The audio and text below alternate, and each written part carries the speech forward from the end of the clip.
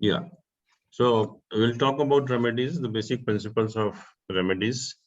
और दूसरा, ज्योतिष में उपाय कौन कौन से उपाय बताए गए हैं और किस कंडीशन में हम कौन सा उपाय करते हैं, क्योंकि ज्योतिष में उपाय तो बहुत हैं बट उनके बेसिक कुछ प्रिंसिपल्स हैं या कुछ सिद्धांत हैं जिसमें हम कर सकते हैं और कुछ को नहीं कर सकते।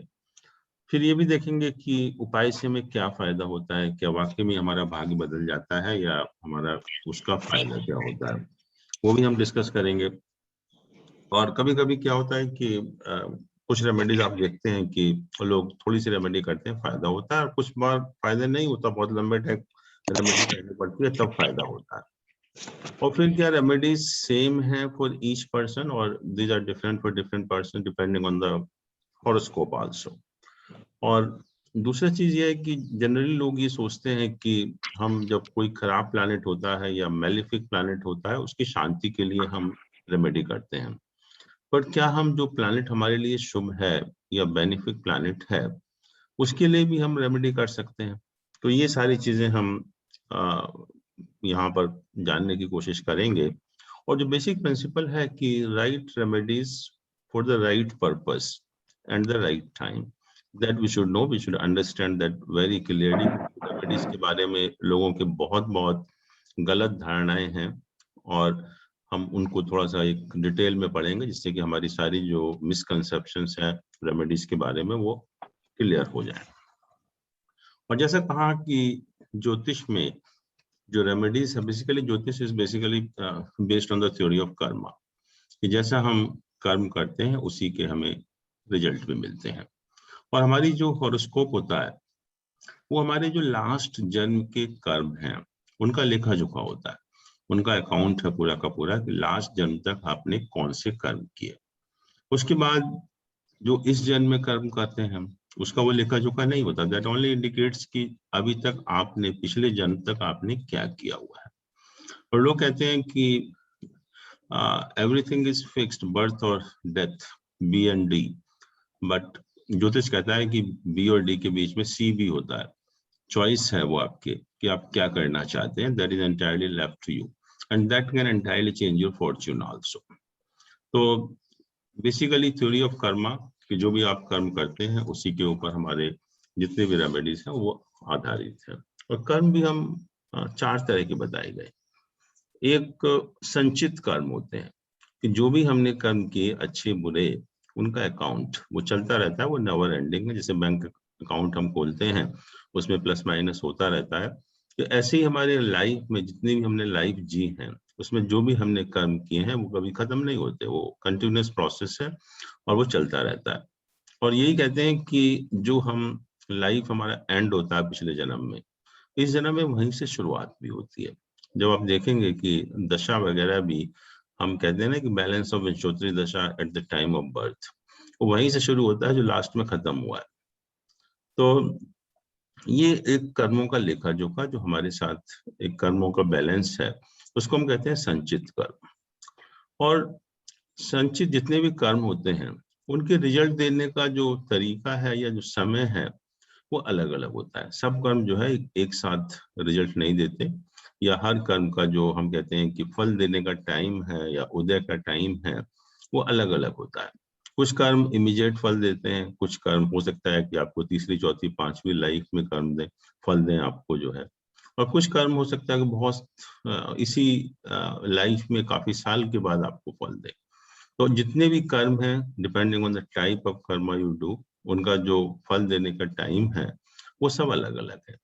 तो हम कहते हैं दूसरे कर्म प्रारब्ध कर्म। प्रारब्ध कर्म मीन्स कि वो कर्म संचित कर्मों में से वो कर्म जिसका फल हमें मिल रहा है, जो हम भोग रहे हैं अभी जो है, उनके जो फल हम भोग रहे हैं उसको हम कहते हैं प्रारब्ध कर्म, कि उनका हमें फल ऑलरेडी मिल रहा है और जिसकी वजह से हमारी ये लाइफ जो है वो चल रही है, जैसी भी है अच्छी बुरी वो लाइफ हमारी उसके ऊपर डिपेंडेंट है। तीसरा कहा आगामी कर्म। आगामी कर्म मतलब ये होता है कि जो आप कर्म कर रहे हैं इस समय जो है, इस समय जो हमारी जो भी एक्टिविटीज हैं या जो भी हम कर्म कर रहे हैं और उनका जो रिजल्ट होगा वो हमारा इस लाइफ में नहीं मिलेगा, जो आने वाली लाइफ है उसमें हमें रिजल्ट मिलेगा, ना कि इस लाइफ में। उसको हम कहते हैं आगामी कर्म। और एक होता है क्रियामान कर्म। क्रियामान कर्म मतलब जो भी हम कर्म कर रहे हैं इस समय जो है, और उसका रिजल्ट हमें इसी लाइफ में मिलेगा, but depending on the number of years, कि वो आज भी मिल सकता है और 25, 30, 50 साल के बाद भी मिल सकता है, लेकिन वो हमें इसी लाइफ में मिलता है।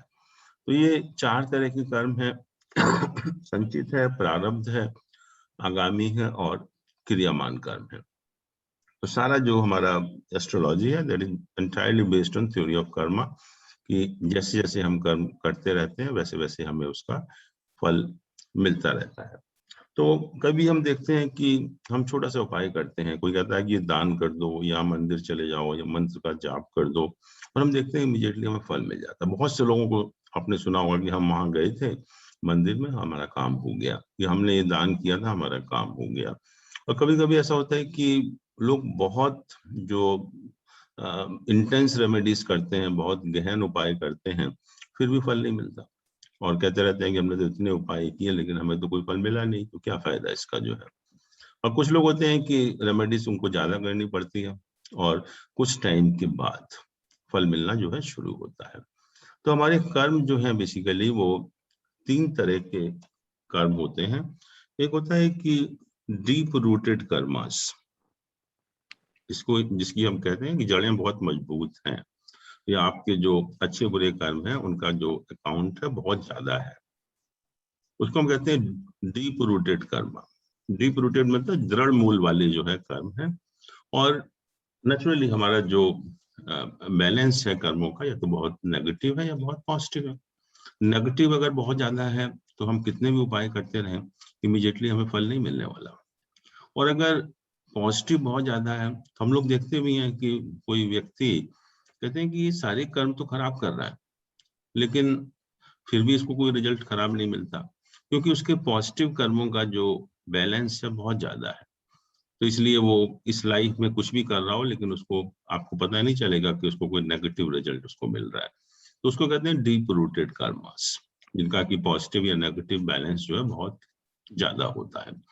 एक होता है वीक रूटेड, कि छोटा सा प्लस माइनस है, बैंक में नेगेटिव है या पॉजिटिव है, थोड़ा सा अमाउंट है और थोड़ा सा नेगेटिव अमाउंट है, थोड़ा सा आपने पॉजिटिव अमाउंट डाला तो पॉजिटिव हो गया, रिजल्ट आपको मिलने शुरू हो गए, तो उसको कहते हैं वीक रूटेड। और ऐसे केसेस में जब कर्म वीक रूटेड होते हैं तो बहुत छोटे से उपाय करते हैं, बहुत एक आध बार मंदिर गए, मंत्रों का जाप किया, पूजा पाठ की, और हमें उसका फल मिल जाता है। तो एक होते हैं मिक्स्ड वन, दृढ़ मूल वाले कर्म, मतलब ना बहुत डीप रूटेड ना वीक रूटेड, मिक्स्ड वन। और ऐसे कर्मों के लिए हमें फिर मिक्स टाइप के उपाय करने पड़ते हैं, ना कि बहुत आसानी से हो जाता है, ना बहुत ही गहन या इंटेंस रेमेडीज करनी पड़ती हैं। तो एक मिक्सचर करना पड़ता है, but for a long time, जब हमें उसके रिजल्ट मिलते हैं। तो ये depending on the type of Karma, ये हमने 3 तरह का क्लासिफिकेशन किया। एक में बहुत जिनका कि बैंक बैलेंस या कर्मों का बैलेंस बहुत नेगेटिव या पॉजिटिव बहुत कम है, एक बहुत ज्यादा है, और एक मिक्स्ड वाला है। और उसी के हिसाब से हमें रेमेडीज भी करनी पड़ती हैं, कि अगर वीक रूटेड है तो छोटी सी रेमेडी से हमारा काम चल जाता है। अब क्वेश्चन ये आता है कि हम रेमेडी करती क्यों है, रेमेडी जो है हम करते क्यों हैं। और जैसा मैंने कहा कि रेमेडी सिर्फ उन प्लैनेट की नहीं करते जो हमारे लिए अशुभ है, उनकी भी हम करते हैं जो हमारे लिए प्लैनेट शुभ है। अशुभ प्लैनेट की शांति करने के लिए या उसके नेगेटिव इफेक्ट को कम करने के लिए, और जो बेनिफिक प्लैनेट हैं, शुभ प्लैनेट हैं, उनकी शुभता को बढ़ाने के लिए भी हम रेमेडी करते हैं, जिससे कि हमें जो अच्छे रिजल्ट तो दे रहे हैं और भी अच्छे रिजल्ट मिले उससे जो है, और उनको हार्नेस करते हैं उनका बेनिफिक इफेक्ट। तो रेमेडीज हम दोनों ही केसेस में कर सकते हैं, भले ही प्लैनेट मैलिफिक हो या बेनिफिक हो। तो रेमेडीज हम किन सर्कमस्टांसिस में करते हैं। पहले जैसे हमने कहा कि हमारा जो हॉरोस्कोप है, बर्थ के टाइम जो हमारा चार्ट बना है, उसमें हम पता है कि कुछ प्लैनेट हमारे लिए शुभ हैं, कुछ प्लैनेट हमारे लिए अशुभ हैं। तो जो प्लैनेट अशुभ हैं तो हमें पता है कि ये रिजल्ट हमें खराब देने, फ्यूचर लाइफ में हमारे इसके रिजल्ट जो अच्छे नहीं मिलेंगे। तो हम शुरू से ही, या हमारे जो पेरेंट्स हैं, वो कुछ ना कुछ रेमेडीज करना शुरू कर देते हैं हमारे बिहाफ पर, कि जो अशुभ फल देने वाले प्लैनेट है कम से कम उनकी शांति रहे लाइफ में, कोई उनका अशुभ फल ना मिले। और जो ऑलरेडी शुभ प्लैनेट है तो नेचुरली हम चाहते हैं कि उनकी हमारी और शुभता बढ़े, तो उसके लिए भी हम रेमेडीज करते हैं उस प्लैनेट को और ज्यादा स्ट्रॉन्ग करने के लिए। और जैसे हम लोगों ने डिस्कस किया था कि जो हमारे इवेंट होते हैं लाइफ में वो 3 चीजों के ऊपर डिपेंड करती हैं।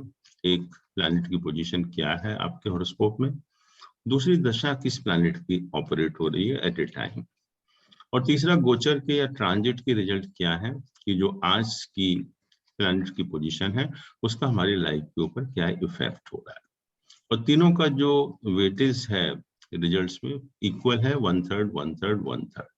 1/3 role will be of the planetary position in the birth chart, 1/3 of dasha that is being operated, and 1/3 is the result of transit, ki what is the present position of the planet and what is the effect of that position on your birth chart.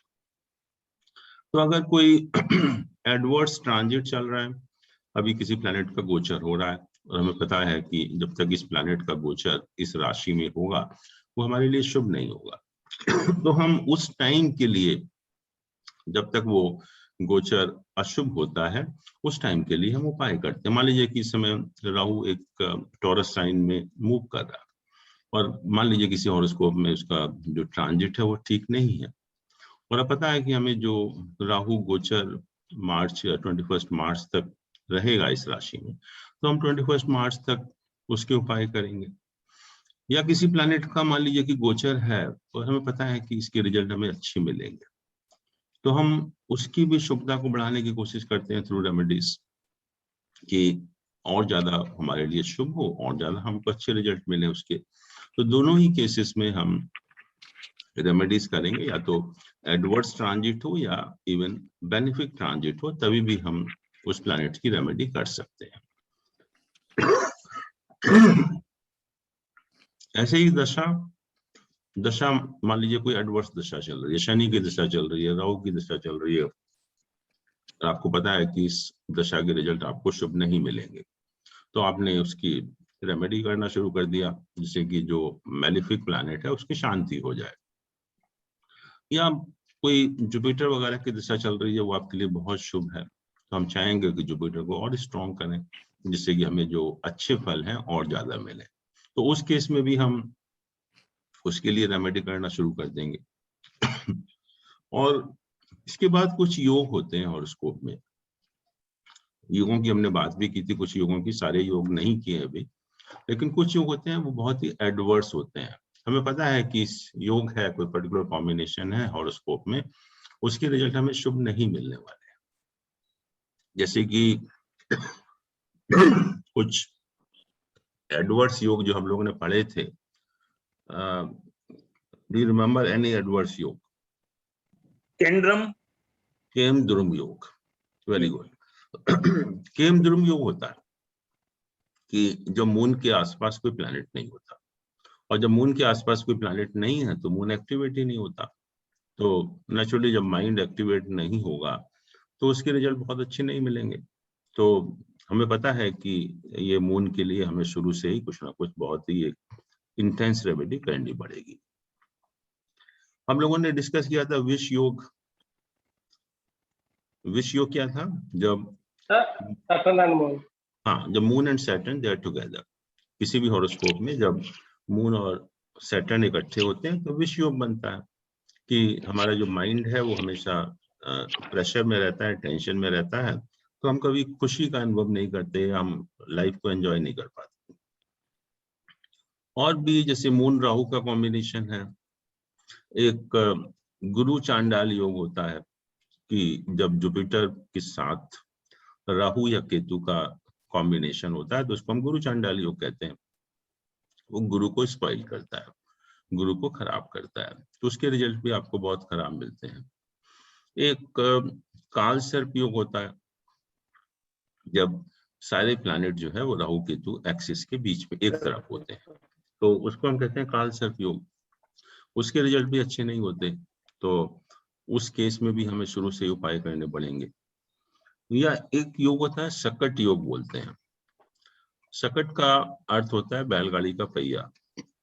और जैसे आप बैलगाड़ी में बैठ के अनुभव करते हैं लाइफ का, जब आप बैलगाड़ी में कभी आपने यात्रा की हो तो उसमें आपको पता होगा कैसे अप्स एंड डाउन्स होते हैं, ऊपर नीचे कैसे होता है। तो जब जिसके भी सकट योग होता है तो कहते हैं उसकी लाइफ में कभी स्टेबिलिटी नहीं आती, और लाइफ में अप्स एंड डाउन्स बहुत होते हैं, वेरिएशंस बहुत होते हैं, उतार चढ़ाव बहुत ज्यादा होते हैं। और सकट योग बनता है जब मून और जुपिटर आपस में, मून और जुपिटर आपस में 6-8 पोजीशन में होते हैं। मून और जुपिटर आपस में 6-8 पोजीशन में होते हैं तो कहते हैं सकट योग बनता है। और सकट योग को बहुत नेगेटिव योग कहा, और ये कहा कि अगर किसी भी हॉरोस्कोप में सकट योग है तो it nullifies all the benefic effect of other planets, कि जितने भी जो शुभ प्रभाव होते हैं उस हॉरोस्कोप पर वो भी नलिफाई हो जाते हैं, वो भी खत्म हो जाते हैं। तो मून और जुपिटर अगर आपस में 6-8 पोजीशन होती है, और इसका एक तरह से योग नलिफाई होता है कि जब मून या जुपिटर कोई भी प्लैनेट इन दोनों में से केंद्र में प्लेस्ड हो। केंद्र में प्लेस्ड होने का मतलब है 1, 4, 7, 10 हाउसेस में प्लेस्ड हो उसका। जैसे कोई अगर हम एग्जाम्पल देखें,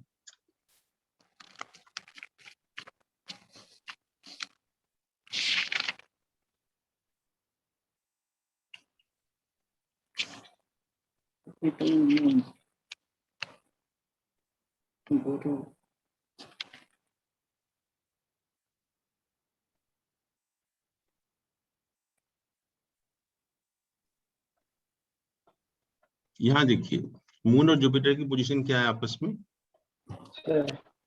अगर आप काउंट करेंगे मून से जुपिटर या जुपिटर से मून,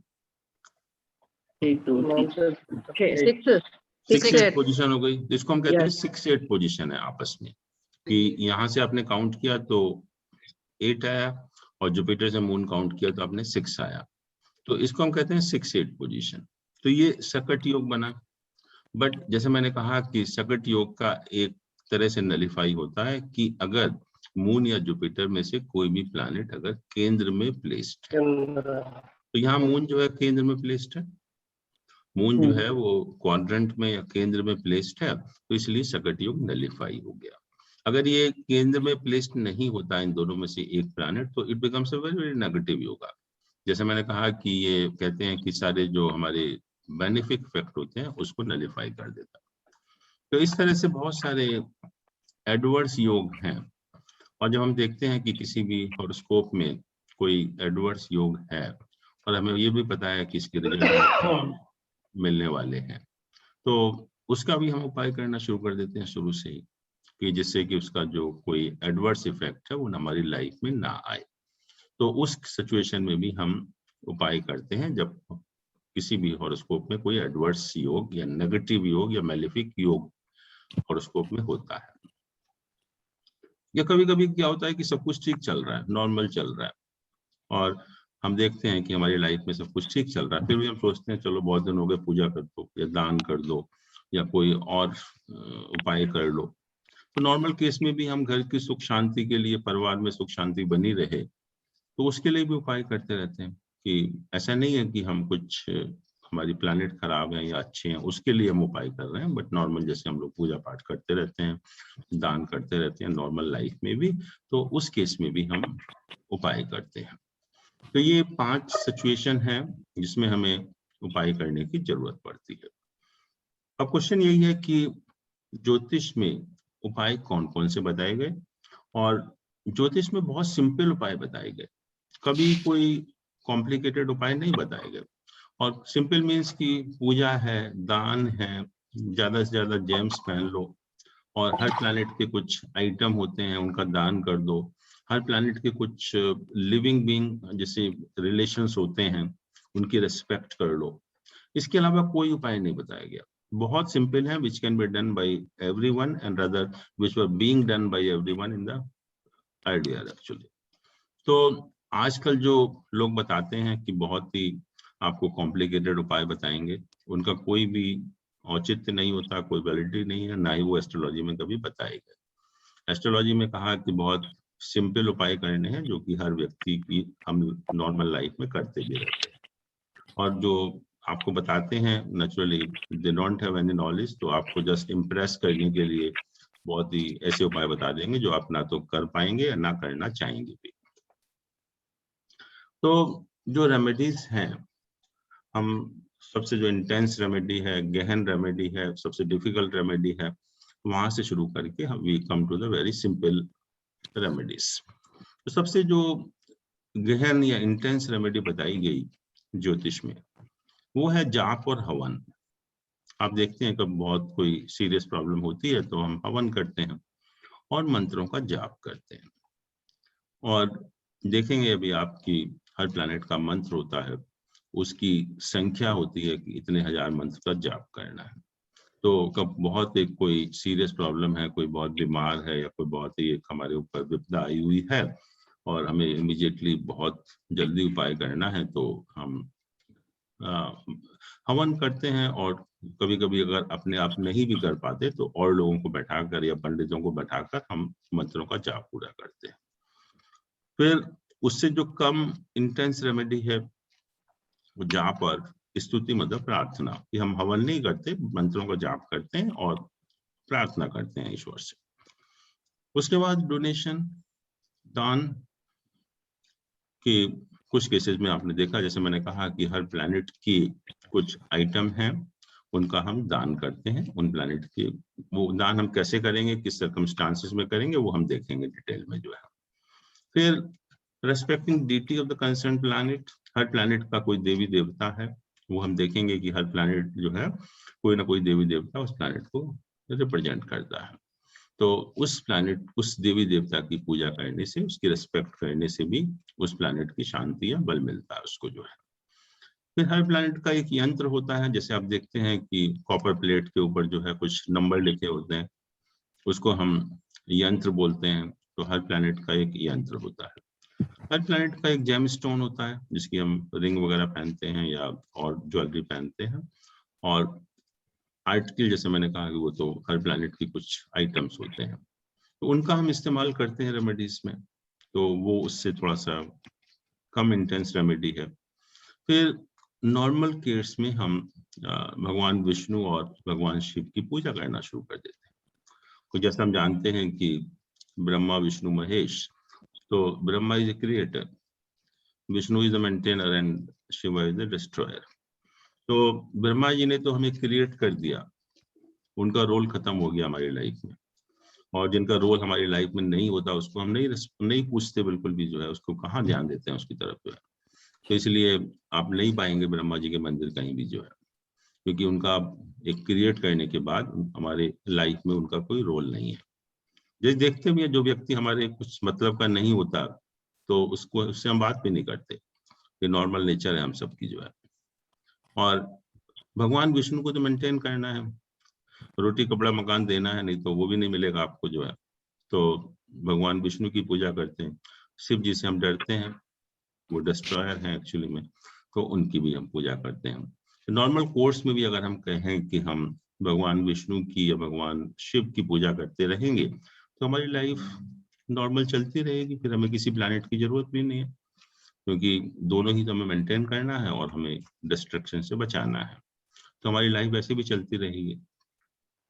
फिर कहा कि जितने भी आपके गुरुज हैं या आपसे बड़े लोग हैं, उनको आप रेस्पेक्ट करेंगे, तभी भी आप देखेंगे कि बहुत सारे प्लैनेट की अपने आप शांति हो जाती है, अपने आप ही उनकी शांति हो जाती है। और ये सिखाया भी जाता था पहले हमें कि जब हम लोग छोटे छोटे थे तो सबसे पहले छोटा बच्चा घर में उठता तो सबसे पहले अपने पेरेंट्स के पैर छूना, या अपने जो जितने भी बड़े होते थे घर में उनके पैर छूना। और उससे आप देखेंगे कि बहुत सारे प्लैनेट अपने आप बहुत अच्छे हो जाते हैं। बट आजकल वो आदत नहीं है किसी की भी जो है, तो नेचुरली हम लोग शुरू से ही परेशान भी होते हैं उसकी वजह से जो है। फिर जैसे मैंने कहा कि हर प्लैनेट के कुछ लिविंग बीइंग्स हैं। हम देखेंगे कि कुछ जैसे कोई एनिमल है या कोई फिश है या कोई कुछ है इस टाइप के, तो लिविंग बीइंग्स होते हैं। हर प्लैनेट के कुछ रिलेशंस होते हैं, जैसे सन फादर को, मून मदर को, मार्स ब्रदर्स को, मरकरी टीनेजर्स को रिप्रेजेंट करता है। ऐसे ही हर प्लैनेट जो है कुछ हमारे रिलेशंस को भी रिप्रेजेंट करता है। तो उनकी अगर हम थोड़ा रिस्पेक्ट करें या उनके प्रति हम थोड़ा सा अफेक्शनेट रहें, उनको कुछ हेल्प करें, तो भी जो है हमारे प्लैनेट की शांति हो सकती है। तो ये डिफरेंट रेमेडीज हैं जो बताई गई, सबसे इंटेंस रेमेडी से शुरू करके we have gone to the simpler remedies. तो इसमें कहीं नहीं कहा कि कोई कॉम्प्लिकेटेड रेमेडी आपको करनी है, बहुत ही सिंपल है और उसको करके हम हर प्लैनेट का उपाय कर सकते हैं। बट हमें पता होना चाहिए कि कौन सी रेमेडी हमें राइट रेमेडी है, कौन सी रेमेडी करनी है और किस टाइम करनी है, वो इम्पोर्टेंट है। फिर ये कहा कि नेचुरली हम लोगों के पास टाइम कम है, तो रेमेडी हम किस टाइम करें जिससे हमें उसका मैक्सिमम फायदा हो, जिसका मैक्सिमम बेनिफिट हो, जिससे कि हम रेमेडी एक से कौन से टाइम करनी चाहिए। तो पहला तो कहा कृष्ण पक्ष में रेमेडी करिए। तो कृष्ण पक्ष के दौरान अगर रेमेडी करेंगे तो उसका हमें ज्यादा फायदा होता है। या सेकंड कहा कि अष्टमी या चतुर्दशी तिथि जब होती है कृष्ण पक्ष की, अष्टमी या चतुर्दशी तिथि होती है। और वही अष्टमी एंड चतुर्दशी, अष्टमी के दिन क्या होता है और चतुर्दशी के दिन क्या होता है? और मंगल एक्टिव होता होगा। हाँ जी सर, अष्टमी में मंगल एक्टिव होता होगा। क्या एक्टिवेट होता है? मंगल। मंगल क्यों, मंगल से क्या मतलब अष्टमी का? मून से मतलब है उससे तो सारा मून आ जाता। मैंने कहा था कि अष्टमी एक ऐसी तिथि है जब सन एंड मून का अष्टमी जो है चंद्रमा पॉजिटिव होता है। सन और मून का जो ग्रेविटेशनल पुल है वो बैलेंस करता है एक दूसरे को जी। It means our mind is uninfluenced by the outside forces. हमारे जो बाहर के जो फोर्सेस हैं, जिसे आप देखते हैं कि हमारा सन मून का बहुत प्रभाव पड़ता है हमारे माइंड के ऊपर डिफरेंट डेट्स में। तो अष्टमी एक ऐसा दिन है कि जब हमारा माइंड बिल्कुल बैलेंस होता है, कोई भी उसके ऊपर आउटसाइड फोर्सेस का इन्फ्लुएंस नहीं है। और जब माइंड इतना बैलेंस है तो उस टाइम आप पूजा पाठ करेंगे और या इवन कोई लाइफ का इम्पोर्टेंट डिसीजन लेंगे, या इवन आप कोई मान लीजिए फैमिली में कोई बीमार है तो उस दिन से आप इलाज शुरू कराएंगे, तो उसका सबसे ज्यादा इफेक्ट होता है। अष्टमी इज अ वंडरफुल डे कि अगर कोई भी इम्पोर्टेंट डिसीजन लेना है लाइफ का हमें, और हम ले सकते हैं, कोई पूजा पाठ करनी है उसका हमें बहुत फल मिलेगा, क्योंकि हमारा माइंड जो है बिल्कुल कंसंट्रेट करने के काबिल है, उसके ऊपर कोई आउटसाइड इन्फ्लुएंस नहीं है। चतुर्दशी के दिन माइंड हमारा सबसे ज्यादा डिस्टर्ब होता है। जैसे हम देखते हैं कि अमावस्या और पूर्णिमा के टाइम हमारा जो माइंड है, जिनका भी मून थोड़ा वीक होता है, बहुत ज्यादा डिस्टर्ब्ड स्टेट में लोग होते हैं, क्योंकि सन मून का जो ग्रेविटेशनल पुल है वो कंबाइंड हो जाता है अर्थ के ऊपर। तो हमारे जो माइंड को, हमें हमारी बॉडी को बहुत ज्यादा इफेक्ट करता है और हम ऑलरेडी बहुत डिस्टर्ब्ड स्टेट ऑफ माइंड होते हैं उस दिन। तो नेचुरली अगर हम कोई भी काम करेंगे, कोई डिसीजन लेंगे तो गलत हो सकता है वो, और इसलिए कहा कि उस टाइम अगर आप उपाय में कंसंट्रेट करेंगे तो नेचुरली उसका फल बहुत ज्यादा होगा, आपकी लाइफ के लिए भी बेटर होगा, वैसे भी उसका फल ज्यादा होगा। तो अष्टमी और चतुर्दशी के दिन कृष्ण पक्ष की अगर आप उपाय करते हैं तो उसका सबसे ज्यादा फल होता है। जैसे कि आप कई लोग जैन लोग हैं और जैन धर्म में कहा कि अष्टमी और चतुर्दशी को व्रत रखते हैं और कोई भी ग्रीन वेजिटेबल नहीं खाते। कोई ग्रीन वेजिटेबल नहीं खाते। और किसी ने पूछा नहीं होगा महाराज साहब से कि क्यों नहीं खाते, और ना ही कोई महाराज साहब बता भी सकते हैं कि पुण्य लगता है, वो सिर्फ इतना कहेंगे, वो और कुछ नहीं कहेंगे। और नहीं सर, बोलते हैं कि वो ग्रीन वेजिटेबल से जो जीव होते हैं उनकी मतलब हत्या होती है, इसलिए नहीं खाते 14 this is what I am saying कि वो यही कहेंगे। यहाँ पर्पस क्या है कि अगर आप पानी पिएंगे, ग्रीन वेजिटेबल में पानी होता है, तो जितना पानी हमारी बॉडी में जाएगा उतना ही हमारा डिस्टरबेंस होगा। वाटर इससे तो होता ही सारा कुछ जो है। तो हम अवॉइड करते हैं कि या तो अष्टमी के दिन ना जाए तो कम से कम जो हमारी पोजीशन ठीक है वैसी रहे, और चतुर्दशी के दिन अब बहुत ज्यादा डिस्टर्ब है तो बहुत ज्यादा डिस्टर्ब ना हो, और ज्यादा डिस्टर्ब ना हो, उसका पर्पज ये है। जीव वीव से कुछ नहीं होता, जीव तो हम हमेशा ही रोज खाते हैं वेजिटेबल, तो एक दिन और खा लेंगे तो क्या फर्क पड़ेगा। तो पर्पज उसका ये है कि हमारा माइंड जो है, हमारे अंदर पानी ना जाए बॉडी के अंदर, जिससे कि हमारा जो या तो अष्टमी वाला दिन हमारा डिस्टर्ब ना हो या चतुर्दशी के दिन हमारा और ज्यादा डिस्टर्ब ना हो। फिर कहा कि जिनके सर हाँ सर आपने अष्टमी चतुर्दशी का तो बता दिया, लेकिन वाई कृष्ण पक्ष? कृष्ण पक्ष को मून में थोड़ा कहा वीक होता है थोड़ा सा, क्योंकि मून इज डिक्रीजिंग एक्चुअली उस टाइम जो है। अच्छा। तो जितना मून का साइज कम होता है उतना ही हमारे लिए मून जो है मैलिफिक हो जाता है।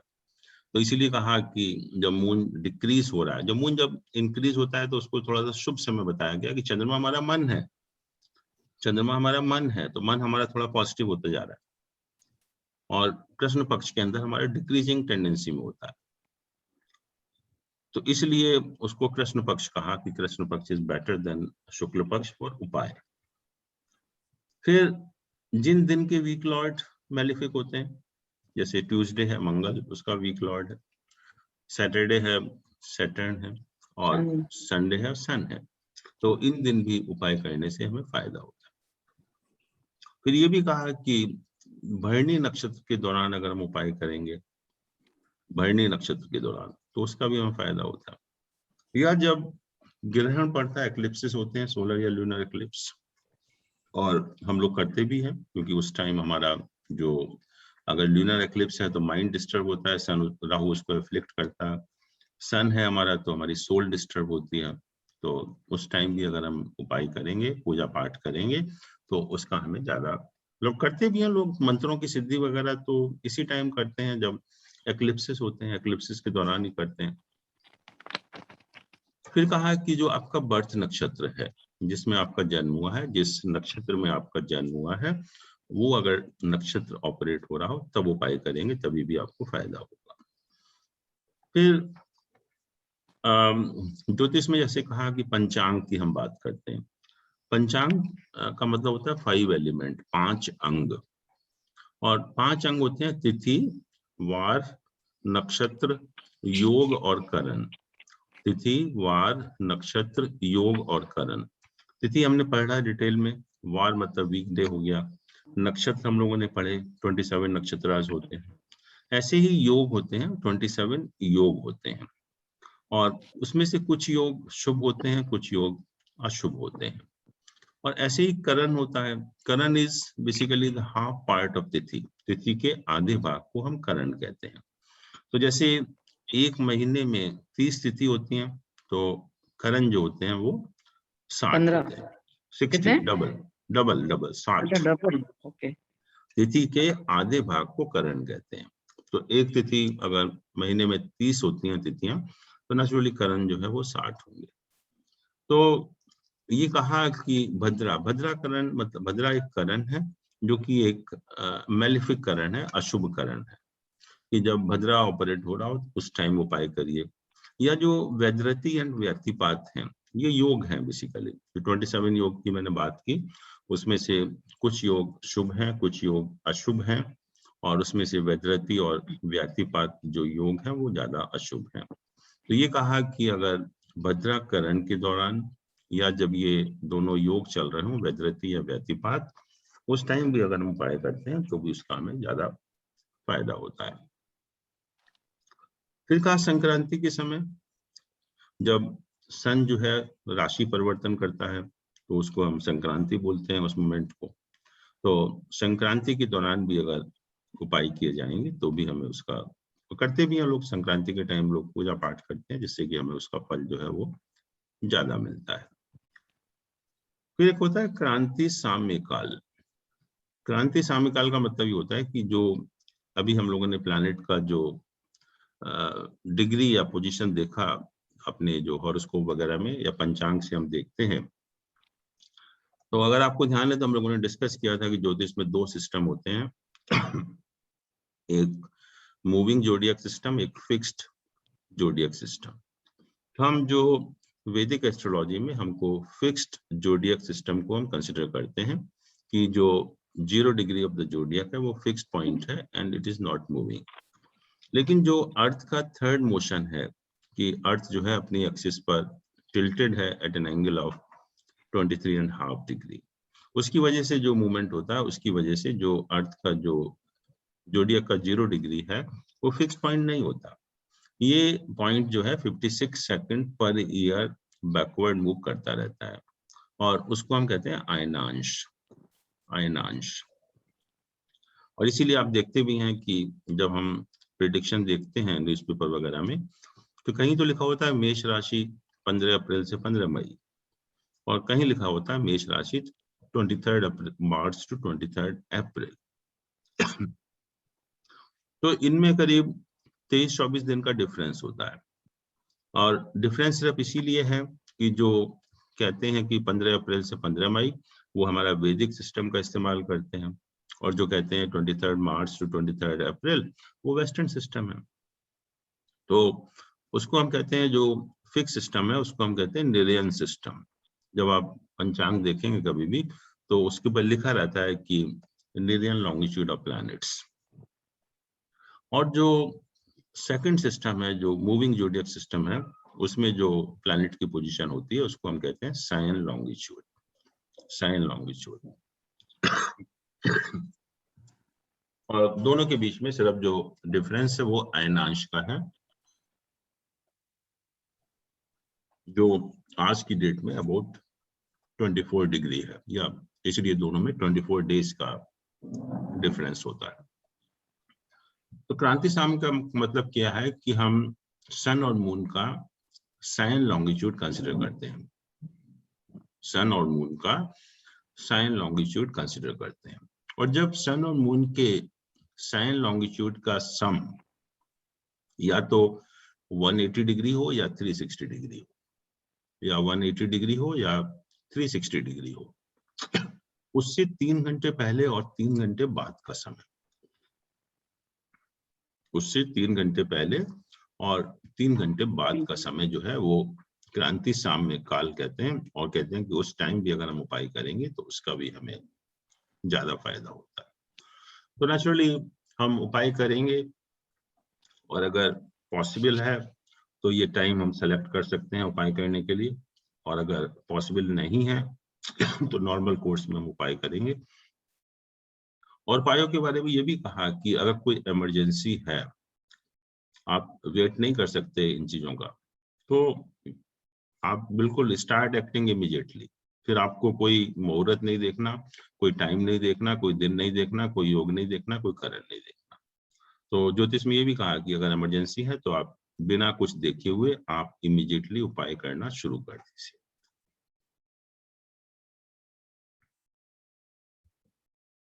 अब ये कहा कि ज्योतिष में कि आप घर बैठकर सारे प्लैनेट का उपाय कर सकते हैं, सारे प्लैनेट की शांति भी कर सकते हैं, और जो शुभ प्लैनेट है उनको और ज्यादा शुभ बना सकते हैं।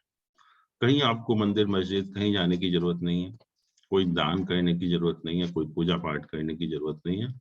बहुत ही एक सिंपल रेमेडी जो हम लोग सभी करते थे पहले टाइम में, उन्हीं को करके हम हर प्लैनेट को कंट्रोल कर सकते हैं। कैसे करेंगे? 5 एलिमेंट हैं, पृथ्वी जल अग्नि वायु आकाश, हम सभी मालूम है सबको, और पूरी दुनिया इन्हीं 5 एलिमेंट से बनी है, और इनको हमने देवता माना। देवता इसलिए माना है कि because our existence depends on them only, we can't exist without this 5 elements, पृथ्वी जल अग्नि वायु और आकाश। और सन मून को भी हमने देवता माना कि सन मून जो है वो भी 2 प्लैनेट हैं जिनके बिना हम एग्जिस्ट नहीं कर सकते। 2 दिन अगर सन ना निकले, धूप ना आए, तो जानते हैं अब क्या हालत हो जाती है हमारी जो है। तो ये चीजों को हमने देवता माना, और जब देवता माना है तो उनकी रेस्पेक्ट करनी चाहिए हमें। जब देवता माना है तो we can't disregard them, actually we have to respect them. और कैसे? जैसे कि कुछ लोग जैसे नदियों में या चलते हुए पानी में मल मूत्र का त्याग करते हैं, कम से कम वो हम अवॉइड कर सकते हैं। या कई बार आपने देखा होगा कि कुछ लोग बैठे बैठे जो है पैरों से पृथ्वी को ही मारते रहते हैं, या कोई स्टिक वगैरह लेके पृथ्वी को ठोकते रहते हैं, तो वो भी एक डिसरिगार्ड है। और सबसे बड़ी बात जो हम लोग सभी कंट्रीब्यूट कर रहे हैं आजकल के टाइम में, इन एलिमेंट्स को गंदा pollute कर कर रहे रहे हैं, हैं, गंदा pollute कर कर रहे हैं, या and that is the main problem, जिसकी वजह से सारी प्रॉब्लम बढ़ रही है कि हम अपने एनवायरनमेंट को पोल्यूट करने में बुरी तरह से सब लोग लगे हुए हैं। पृथ्वी हो, जल हो, वायु हो, तीनों में हमारा सबका जो कंट्रीब्यूशन होता है बहुत ज्यादा होता है।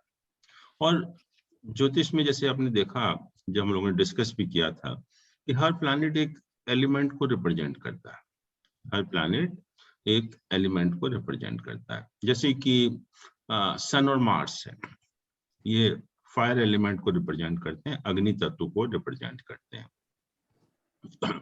मून और वीनस है, वो वाटर या जल तत्व को रिप्रेजेंट करते हैं। मरकरी है, वो पृथ्वी तत्व को रिप्रेजेंट करता है। जुपिटर है, वो आकाश को रिप्रेजेंट करता है। और सैटर्न है, वो एयर या वायु तत्व को रिप्रेजेंट करता है। तो हर प्लैनेट एक एलिमेंट को भी रिप्रेजेंट करता है।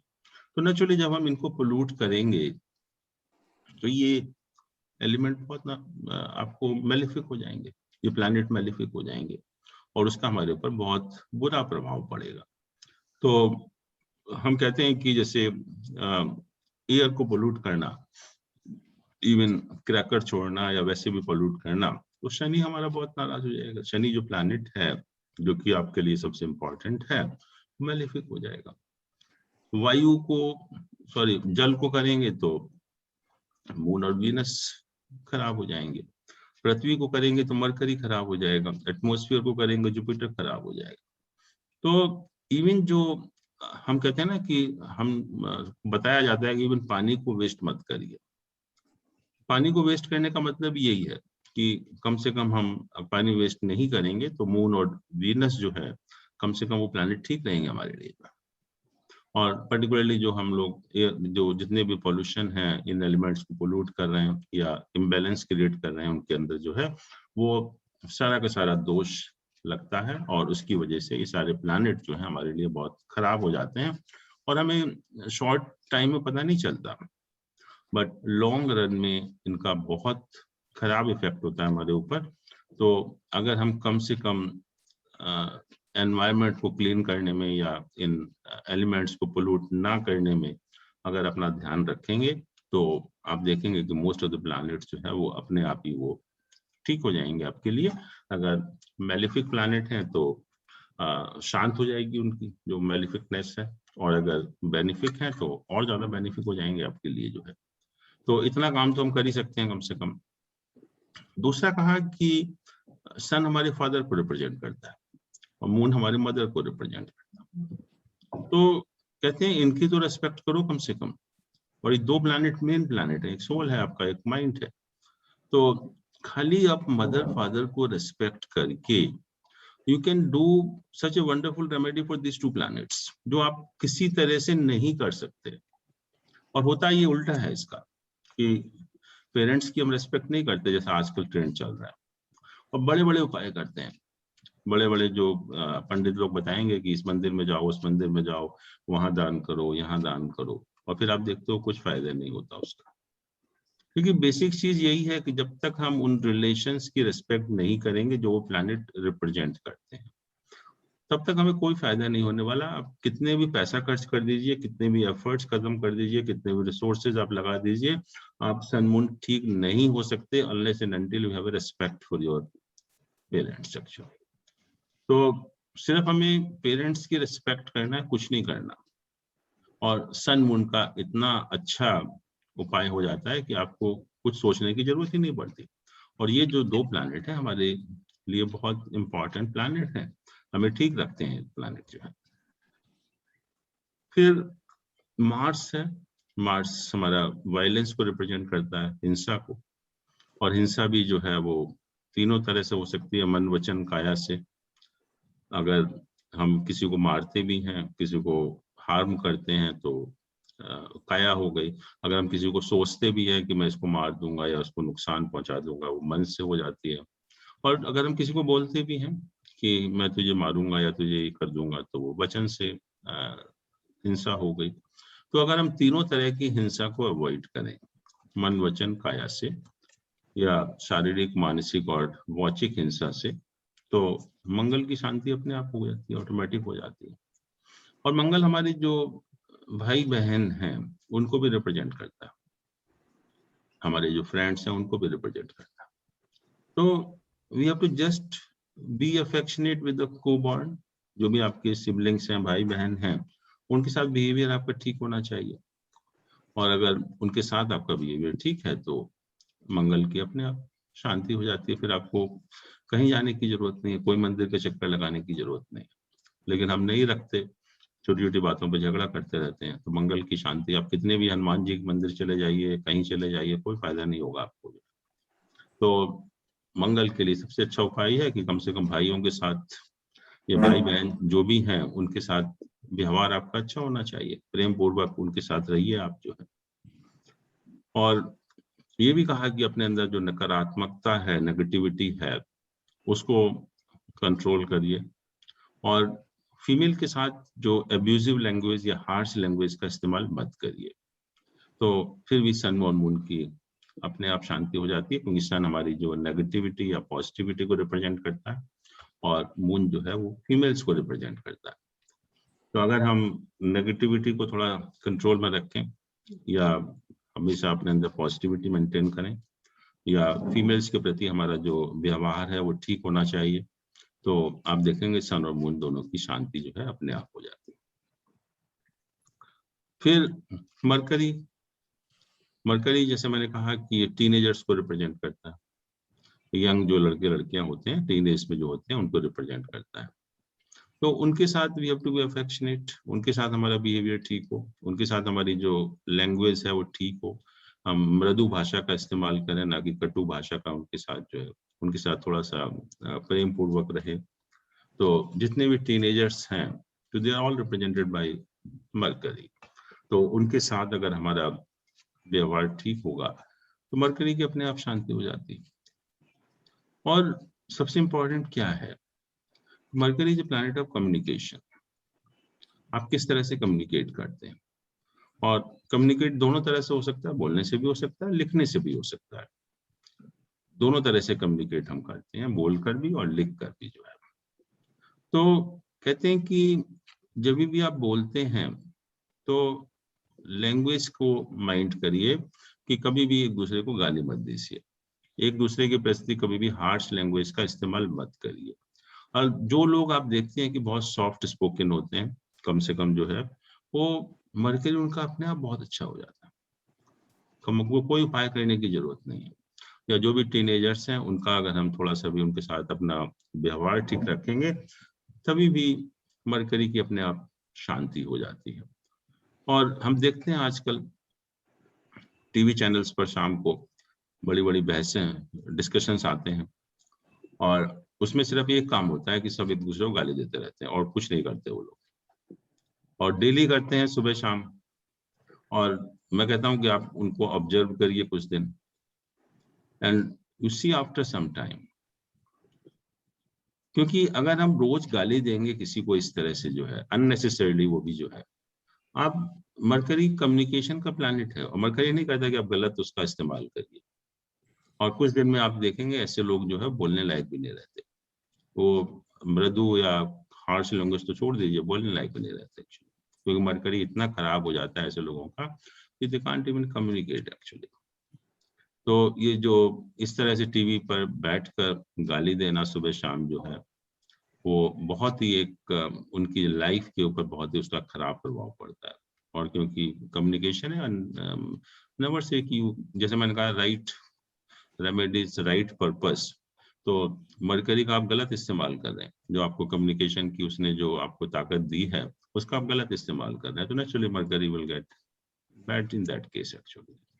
और कुछ दिन बाद इतना जो खराब हो जाता है लोगों का कि वो बात करने लायक भी नहीं रहते एक्चुअली।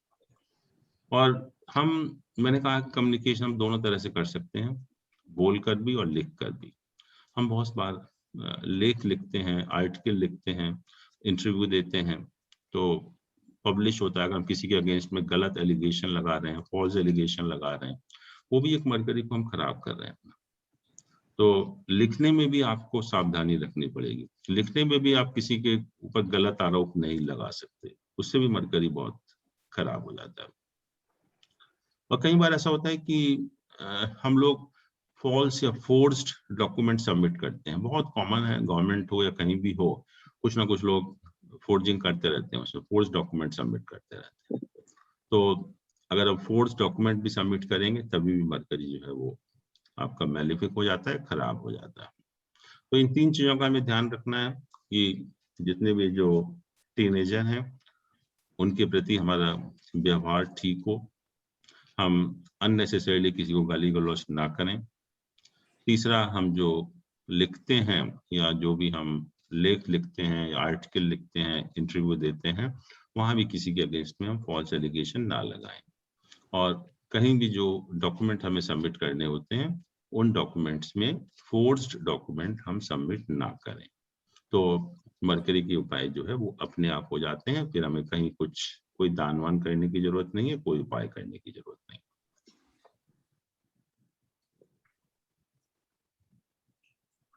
जहां तक जुपिटर का सवाल है, गुरु का सवाल है, गुरु हमारे गुरुज को रिप्रेजेंट करता है, एल्डर्स को रिप्रेजेंट करता है, टीचर्स को रिप्रेजेंट करता है, हाईली क्वालिफाइड लोग होते हैं उनको रिप्रेजेंट करता है, मॉन्क्स हैं, सेंट्स हैं, स्केटिक्स हैं, साधु संत हैं, उन सबको रिप्रेजेंट करता है। तो कहते हैं कि उनकी रेस्पेक्ट करिए, आप उनकी रेस्पेक्ट करिए, तो गुरु की अपने आप शांति हो जाती है। फिर हमें और कुछ करने की जरूरत ही नहीं है। जैसे मैंने कहा कि पहले बड़ों के पैर छूते थे शुरू से ही, तो अपने आप जुपिटर अगर मैलिफिक है तो शांति हो जाती थी उसकी, और अगर बेनिफिक है तो उसकी और शुभता बढ़ जाती थी। तो जुपिटर की यही है कि जुपिटर लोगों को रिप्रेजेंट करता है, उनकी आप रेस्पेक्ट करिए। और जैसे मरकरी के लिए कहा कि आप फोर्स्ड डॉक्यूमेंट सबमिट मत करिए, और जुपिटर कहता है कि झूठी गवाही मत दीजिए आप किसी के अगेंस्ट में जो है। जैसे हम देखते हैं कोर्ट में जो है लोग एक स्टैंडर्ड होते हैं गवाही देने वाले, वो हर केस में गवाही देते रहते हैं, जो भी उनसे कहलवा दीजिए, तो वो जुपिटर बहुत खराब हो जाता है उस केस में जो है। या कहीं भी हम अगर किसी को टेस्टिमोनियल देना है या किसी को बारे में बात करनी है तो उसके बारे में हम गलत ना बोले एक्चुअली में। तो जुपिटर जो है वो अगर हम गलत बोलेंगे, झूठी गवाही देंगे किसी के अगेंस्ट में, तो जुपिटर जो है मैलिफिक हो जाता है उस केस में। फिर वीनस का जहां तक सवाल है, हम अगर एक्स्ट्रा मैरिटल रिलेशंस को अवॉइड करें और अपने जो पार्टनर है उसके प्रति थोड़ा सा रिस्पेक्ट करें, अफेक्शनेट हों, डेडिकेटेड हों, तो वीनस की जो है अपने आप शांति हो जाती है, वीनस हमारे लिए ठीक हो जाता है। अब मेन है शनि, जो हम लोग सोचते हैं कि शनि जो है इससे really cause for all sorrows and miseries, हमारी जितनी भी लाइफ में प्रॉब्लम है वो शायद शनि की वजह से है। लेकिन जब आप पढ़ेंगे कि शनि से अच्छा कोई प्लैनेट नहीं है, Shani is a wonderful planet, और वो चाहता है कि आप अपने लाइफ को ठीक तरह से जिएं और लाइफ को आप बेटर तरीके से अपने एक कहते हैं ना क्वालिटी ऑफ लाइफ इंप्रूव करके जिए। तो शनि का काम वही है। शनि आपसे कुछ नहीं कहता, शनि आपसे कहता है कि आप लाइफ को अच्छी तरह से रहें, और अच्छी तरह से रह रहे हैं आप तो शनि आपको कुछ नहीं कहता। बट अगर, और शनि की आदत ये भी है कि शनि डायरेक्ट काम नहीं करता, पहले आपको रिमाइंड करेगा, पहले नोटिस भेजेगा, फिर रिमाइंड भी करेगा, वार्निंग भी देगा, और फिर जब इन सब चीजों का आप कोई ध्यान नहीं करते हैं फिर शनि एक्ट करता है, फिर शनि आपको परेशान करता है। तो शनि एक ऐसा प्लैनेट है जो आपको नोटिस भी देगा, वार्निंग भी देगा, और नोटिस भी देगा और रिमाइंड भी कराएगा और वार्निंग भी देगा, तब तो जाकर एक्ट शनि करेगा। को इसीलिए न्याय का देवता कहते हैं। हाँ हाँ, तो डायरेक्ट एक्ट नहीं करता। जैसे बिल्कुल कोर्ट में आपको पहले जाते हैं तो आपको नोटिस मिलेगा, फिर एक बार रिमाइंडर भी आएगा कि आप आए नहीं। Just a minute.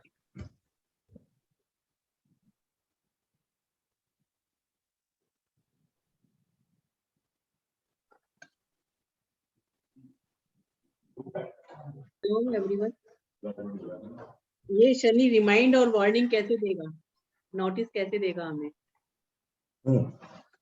आप पूछ रहे हैं कि रिमाइंड कैसे करेगा? जी सर, हमें गलत कैसे करेगा, पता लगे? अपने साथ गलत होगा और फिर अपने को याद आएगा कि हाँ ये गलत ही हुआ है, अपन ने गलत हाँ, किया है। देखिए बहुत बार ऐसा होता है कि पहले आपको शनि देखता है कि आपकी जो रिस्पॉन्सिबिलिटीज हैं अपने प्रति, अपने परिवार के प्रति, अपने सोसाइटी के प्रति, आप उनको निभा रहे हैं नहीं निभा रहे। तो अगर नहीं निभा रहे तो आप जैसे कहते हैं साढ़े साती आती है, ढैया आती है, शनि की दशा आती है, तो वो it comes as a warning, as a notice कि मैं आने वाला हूँ, आप ठीक हो जाइए। और फिर भी अगर आप नहीं सुधरते हैं तो वार्निंग मिलती है in different different forms actually. आप देखते हैं कि सडनली कुछ लोग होते हैं कि एक पर्टिकुलर टाइप के लोग हैं, उनका बिहेवियर चेंज हो जाता है और हम जनरली कहते हैं कि तुम यार जैसे थे वैसे नहीं रहे। अब अक्सर सुनने को मिलता है कि कुछ बदल गए हो, तो इसका मतलब शनि काम करना शुरू कर दिया उसके ऊपर, जो है शनि काम करना शुरू कर दिया है। कई बार ऐसा होता है कि हम मंदिर भी जाते हैं तो हमारे जूते चोरी हो जाते हैं। कई बार ऐसा होता है कि जूते बहुत जल्दी जल्दी टूटने लगते हैं। तो ये बहुत सारे फॉर्म्स हैं जिसकी वजह से, जिसके मतलब जिस तरीके से हमें शनि वार्निंग करता है और फिर भी हम ध्यान नहीं देते, तो फिर वो एक्ट करता है, फिर वो काम करता है अपना जो है। तो एनीवे शनि जो है सबसे पहले तो उनको रिप्रेजेंट करता है those who are involved in the manual labour. जो भी हमारे हेल्प हैं घर में, मेड हो या सर्वेंट हो या जो भी हमें हेल्प करते हैं घर में, घर से हम शुरुआत करें तो घर में सबके होती है, मेड सर्वेंट होती है, सर्वेंट होते हैं, तो शनि उनको रिप्रेजेंट करता है। तो कहता है कि at least you have to be nice to them. Nice का मतलब क्या है? आप उनकी रेस्पेक्ट तो करेंगे नहीं। नाइस का मतलब ये कि एक तो आपका बिहेवियर ठीक होना चाहिए, आप गाली गलौज करके बात मत करिए उनसे, ये तो कर ही सकते हैं कम से कम। और बहुत देखते भी हैं हम, हर फैमिली में लेडीज होती हैं, जेंट्स होते हैं कि भाई टूट गया तो मैं तुझसे पैसे वसूल कर लूंगी। तो बेचारी गिलास तो कोई भी तोड़ सकता है, बट यहाँ तक मैंने देखा है कि लोग उससे पैसे काट लेते हैं उसकी तनख्वाह में से जो है। तो this is too much actually कि हम उनको परेशान कर रहे हैं। तो कहते हैं कि उनके प्रति हमारा रवैया ठीक होना चाहिए। और अगर उनको कोई जेन्युइनली कोई जरूरत है किसी चीज की, फाइनेंशियल हो या वैसे हेल्प हो या कुछ और किसी तरह से हेल्प है, तो हमें करना चाहिए उसकी। तो अगर हम करेंगे ऐसे लोगों की हेल्प, तो कहते हैं कि this is the wonderful remedy for Saturn. इससे अच्छी कोई रेमेडी नहीं है। और होता यह है कि हम लोग, ज्यादातर लोग मैंने देखा है कि वो ढंग से बात भी नहीं करते, गाली गलौज की बात करते। तो और ऑफिस में भी बहुत है, फैक्ट्री में है, वर्कशॉप है या ऑफिस में है, तो लोग ढंग से बात नहीं करते। तो नेचुरली शनि जो है उनका बहुत खराब हो जाता है। शनि हमारी ईगो को भी रिप्रेजेंट करता है, अहंकार जिसको हम बोलते हैं, अहंकार को रिप्रेजेंट करता है। और आपने देखा भी होगा कि जैसे हमने देखा कि दशाएं जब होती हैं तो पहले जुपिटर की दशा ऑपरेट होती है और जुपिटर के बाद शनि की दशा आती है। क्यों आती है? जुपिटर के बाद शनि की दशा क्यों आती है?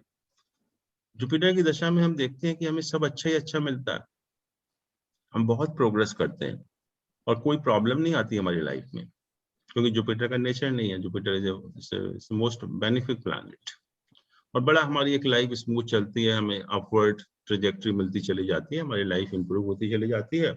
और क्या होगा उसके बाद? हम अपने आप को बहुत काबिल समझने लगते हैं कि शायद सब कुछ ही हो रहा है हमारी वजह से हो रहा है, हम इतने इंटेलिजेंट एटीट्यूड आ जाता है, एटीट्यूड आ जाता है। वो सबके अंदर आ जाता है कि एक एटीट्यूड आ गया या ईगो हमारे अंदर बहुत ज्यादा, अरे हम तो पता नहीं क्या कर सकते हैं। जैसे हम लोग अभी सोचते भी थे कोरोना से पहले कि साइंटिस्ट पता नहीं क्या कर सकते हैं, तो आप सबको औकात अपनी पता लग गई। तो वो ये है कि शनि, उसके बाद एकदम शनि की दशा आती है और जैसे ही जुपिटर की दशा खत्म होती है और शनि की दशा ऑपरेट होती है, तो कहते हैं शनि कैसा भी हो आपके हॉरोस्कोप में, अच्छा हो बुरा हो कैसा भी हो, लेकिन जैसे ही शनि की दशा होती है या शनि में जो फर्स्ट सब पीरियड शनि का होता है बहुत ही खराब होता है। आपको बहुत झटके लगते हैं उस लाइफ में, और आपकी समझ में नहीं आता कि मेरे साथ क्या हो रहा है। मैं तो इतना अच्छा था, इतना काबिल था, और मैं तो बिल्कुल राज कर रहा था यहाँ पर, क्या हो गया, सारे लोग क्यों बदल गए। पर्पज उसका वही है कि जो आप सोच रहे हो वैसा नहीं है। That is not the reality of the life, reality is something else. तो आप धरती पर आ जाओ। पर्पज ये है कि अब आप धरती पर आ जाओ, जो आप सोच रहे हो वैसा नहीं है। अब आप सीखो कि लाइफ का मीनिंग क्या है, लाइफ का अर्थ क्या है। तो पर्पज इज कि Shani want to take you toward the spirituality, कि जो आप सोच रहे हो, आप कोई काबिलियत नहीं आपके अंदर जो है, ये आपकी दशा अच्छी चल रही थी, आपके कर्म अच्छे थे, इसलिए सब कुछ हो रहा था। असलियत जो है वो अब ये है। बहुत से लोग ऐसे भी हैं कि बहुत जुपिटर के पीरियड में उनकी बहुत प्रॉस्पेरिटी होती है, बहुत अच्छा होता है, लेकिन घमंड नहीं आता उनके, ईगो नहीं होती। तो आप देखते हैं कि शनि उनका कुछ नहीं कहता, शनि की दशा बहुत अच्छी होती है। फिर तो शनि कहता है कि ईगो को तो कंट्रोल रखिए अपने। और मैं हमेशा एग्जाम्पल भी देता हूँ कि जब हम गुरुद्वारे जाते हैं और जब जूते वगैरह उतारते हैं अपने, तो कुछ लोग आपसे लेते हैं जो शोरूम होता है उनका जूते, और जूते लेकर पहले अपने माथे से लगाते हैं जूतों, और जब आप वापस आते हैं तो जूते पॉलिश किए हुए मिलते हैं। ऐसा किसी मंदिर में नहीं होता, सिर्फ गुरुद्वारे में ही होता। और कभी आप उनको देखिए कि वो लोग कौन हैं जो आपसे जूते लेकर अपने माथे पर लगा रहे हैं और आपको पॉलिश करके दे रहे हैं जूते। They are highly placed people in the society. They are very rich people. हम सोच भी नहीं सकते कि वो कितने, उनकी पोजीशन क्या है अपनी सोसाइटी में, कितने रिच लोग हैं, कितने हाईली प्लेस्ड लोग हैं, कितना स्टेटस उनका हाई है। तो जब रोज वो सुबह काम करेंगे ऑफिस जाने से पहले, कर सेवा इस तरह की, तो ईगो कहाँ, ईगो का तो मतलब ही नहीं रहा। फिर ईगो तो अपने आप ही गल गई, ईगो तो अपने आप ही खत्म हो गई ऐसे लोगों की। अगर हम इस टाइप का काम कर सकते हैं तो वो किया ही इसीलिए जाता है कि हम घमंड जो हमारे अंदर ना रहे कम से कम। And you see those people, they keep on prospering day by day, और कोई शनि वनि उनको कोई परेशान नहीं करता, और डे बाय डे आप देखेंगे उनका लाइफ का जो स्टेटस है वो बढ़ता चला जाता है।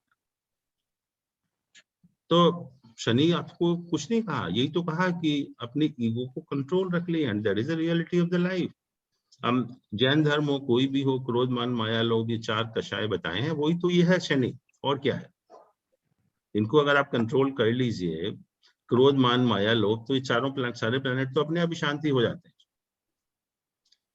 तो शनि कहता है ईगो को कंट्रोल में रखिए अपने, और जो लोग ईगो को कंट्रोल में रखते हैं, फिर शनि कभी उनसे कुछ नहीं कहता। और फिर है कि Shani is a planet of discipline. It wants you to lead a disciplined life, कि जो आपकी ड्यूटीज हैं अपने प्रति, अपने परिवार के प्रति, अपने समाज के प्रति, उनको आप अच्छी तरह से निभाएं। उनकी जो ड्यूटी है उनको आप पूरी तरह से डिस्चार्ज करिए, उनको सही तरह से डिस्चार्ज करिए। कैसे कि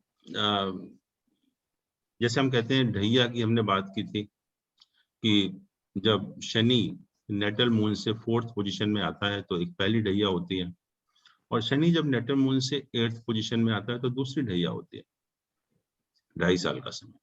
4th हाउस हमारा डोमेस्टिक हैप्पीनेस का हाउस है, पारिवारिक सुख का हाउस है, परिवार की सुख शांति का हाउस है।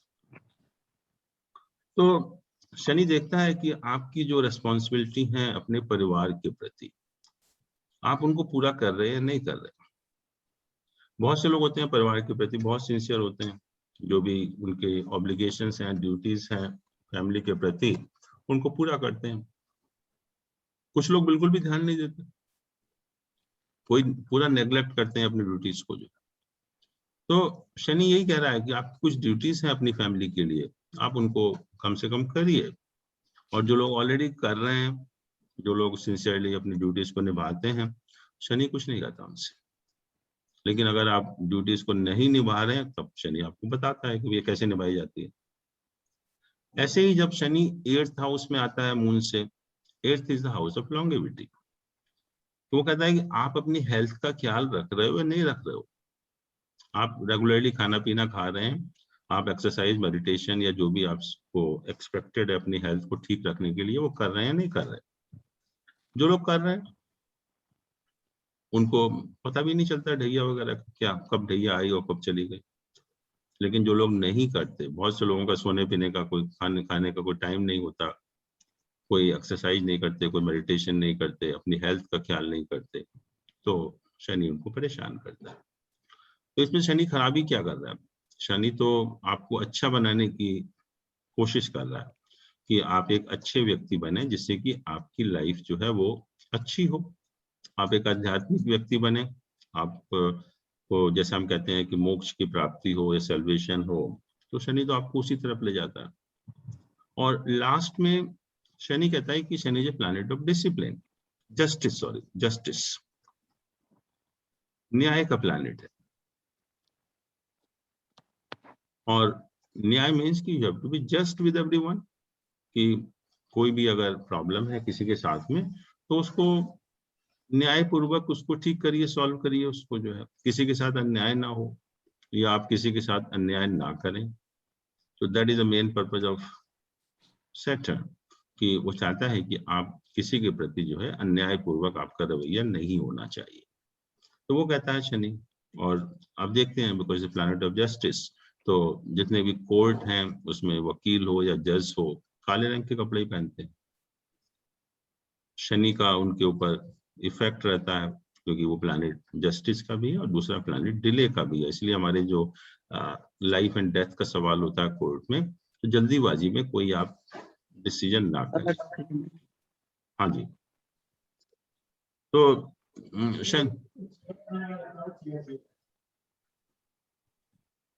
ले लो ना, ये ले लो, कोई सा ले लो।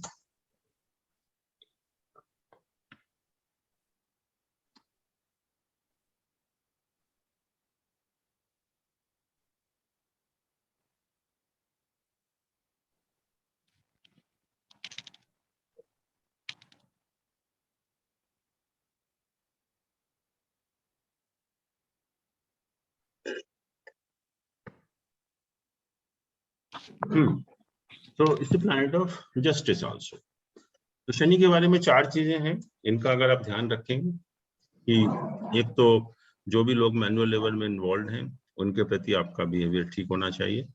उनको जहां भी पॉसिबल है जेन्युइनली अगर उनको कोई प्रॉब्लम है उनकी आप हेल्प करिए। अपनी ईगो को कंट्रोल में रखिए, अपनी लाइफ को डिसिप्लिन तरीके से जिए।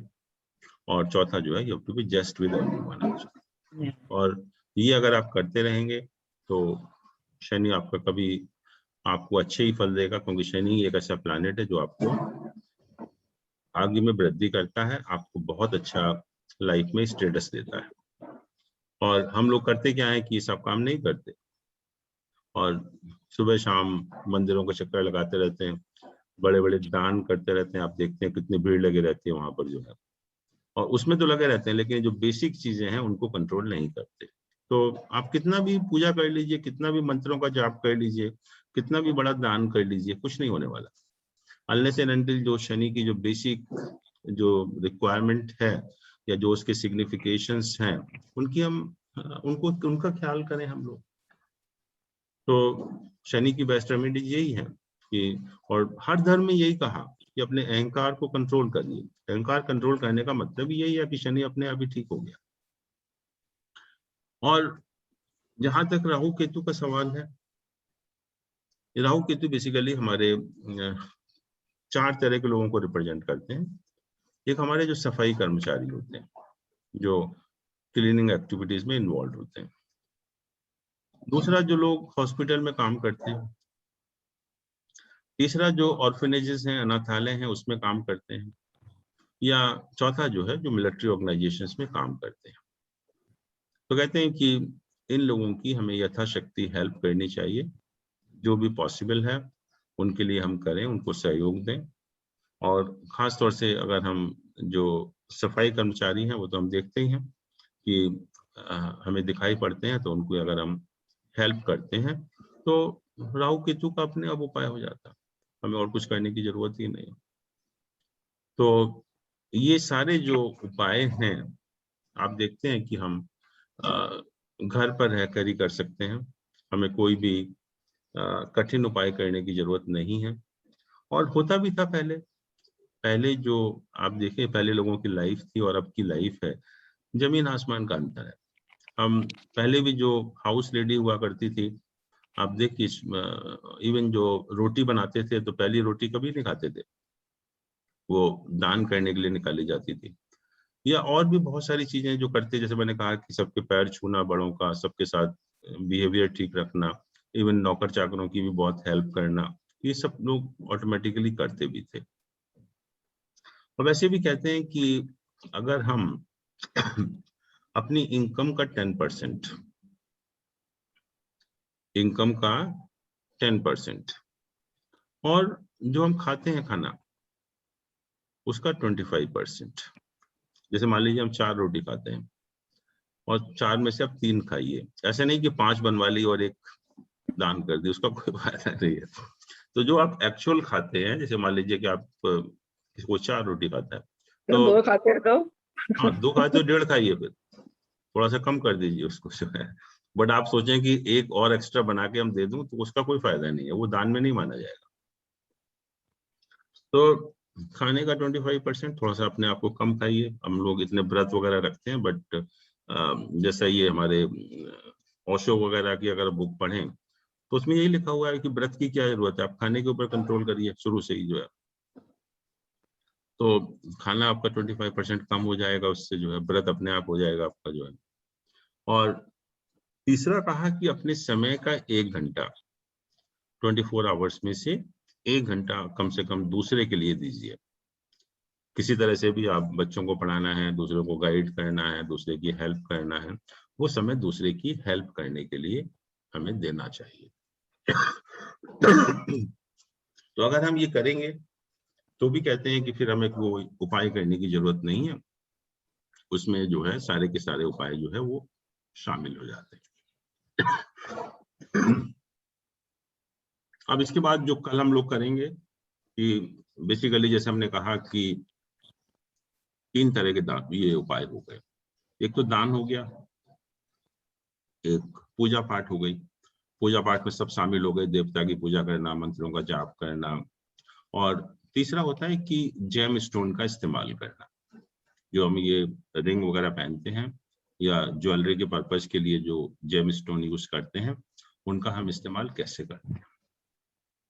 तो इनके अलग अलग प्रिंसिपल हैं, और हम नॉर्मल कोर्स में सोचते हैं कि हम दान कर रहे हैं तो दान तो हमेशा अच्छा ही होना चाहिए, लेकिन आप देखेंगे कुछ सर्कमस्टांसेस में दान भी आपके लिए बहुत खतरनाक हो सकता है, या आप किसी भी गलत आइटम का दान कर देंगे तो आपके लिए बहुत नुकसानदायक हो सकता है। इवन जो हम डेली लाइफ में गिफ्ट लेते भी हैं, देते भी हैं, वो भी अगर आप बिना सोचे समझे करेंगे तो that can be disastrous for you. तो इन सब चीजों को हम कैसे अपनी लाइफ में इस्तेमाल कर सकते हैं, कैसे हम लाइफ में अपना बेटर बना सकते हैं इन उपायों को करके, वो हम लोग करेंगे डिस्कस कल जो है। तो इन द मीन टाइम कोई any question from your side? Actually sir, ये आपने बताया था कि शनि की 7.5 साल की दशा होती है, 2.5 साल की ढैया होती है ना 3। तो सर ये शनि की महादशा भी होती है क्या 19 साल की? देखिए, हम लोगों ने जब 7.5 की बात की थी तो उसमें ये कहा था कि जब नेटल मून, जब चंद्रमा जहां भी आपका हॉरोस्कोप में होता है, तो उससे 1 घर पहले जब शनि आता है, उससे जब 1 घर पहले शनि आता है तो 7.5 की शुरुआत होती है। और मून हमारा माइंड है, और सैटर्न जो है प्रेशर डालता है हमारे माइंड के ऊपर, प्रेशर डालना शुरू कर देता है, हमारा माइंड जो है वो टेंशन में आ जाता है। और 2.5 साल रहता है एक राशि में, तो 2.5 साल तो हमारा मून से 1 घर पहले, फिर एग्जैक्टली ओवर मून आ जाएगा तो और ज्यादा प्रेशर बढ़ जाता है, और ज्यादा प्रेशर बढ़ जाएगा, क्योंकि शनि जो है एग्जैक्टली मून के ऊपर आ गया, तो 2.5 साल वहां रहेगा। फिर जब मून से 2nd हाउस में जाता है, तभी भी चंद्रमा के पास ही रहता है, तो प्रेशर थोड़ा कम होना शुरू हो जाता है। हम लोग कहते हैं कि जाते जाते 7.5 शायद फायदा नहीं करती, लेकिन जैसे आप बहुत ज्यादा मेंटल प्रेशर में हो और मेंटल प्रेशर में आपको रिलीफ मिलना शुरू हो जाए, तो आपको लगता है बहुत अच्छा हो गया शायद कुछ। जैसे आप बहुत कोई बीमार है, कोई आदमी मान लीजिए, और उसका बीमारी जब ठीक होना शुरू होती है तो बहुत अच्छा लगता है। तो जो मेंटल प्रेशर था वो कम होना शुरू हो जाता है, तो इसको हम कहते हैं 7.5। जैसे मैं आपको